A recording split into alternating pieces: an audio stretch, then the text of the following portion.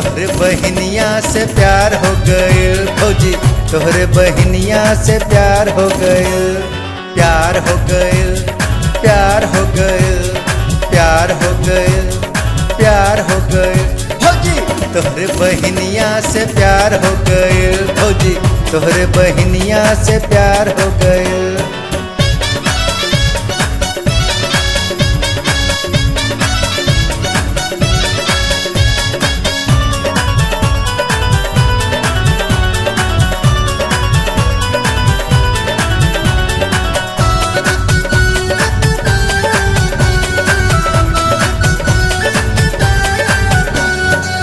रंग रूप के बड़ी खजाना हमके बना लिहली दीवाना। बोली जैसे कोयल बोले, अखिया बा जैसे मैं खाना। गाल बा गुलाबी,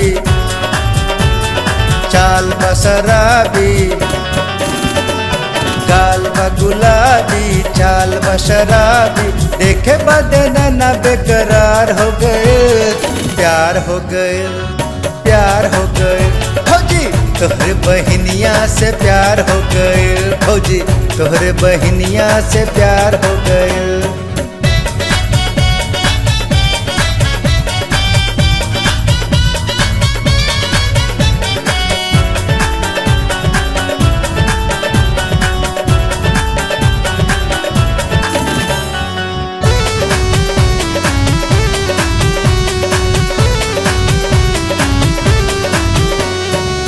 अब त हमके रतिया दिनवा उनके याद सतावेला। अखिया मधुशाला के ऐसन महुआ रस टपकावेला। लचके कमरिया महक डगरिया, लचके कमरिया महक डगरिया। कोरा में उठावे का विचार हो गए, प्यार हो गए, प्यार हो गए भौजी, तोहरे बहनिया से प्यार हो गए भौजी, तोहरे बहनिया से प्यार हो गए।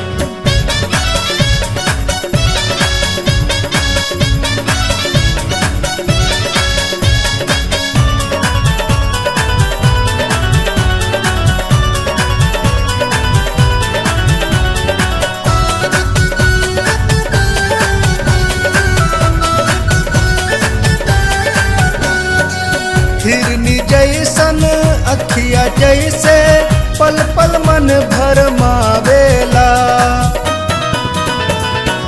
होठवा के लाली नहिया के भीतर ले महकावेला। पतली कमरिया पकड़िया कवरिया, पतली कमरिया पकड़िया कवरिया।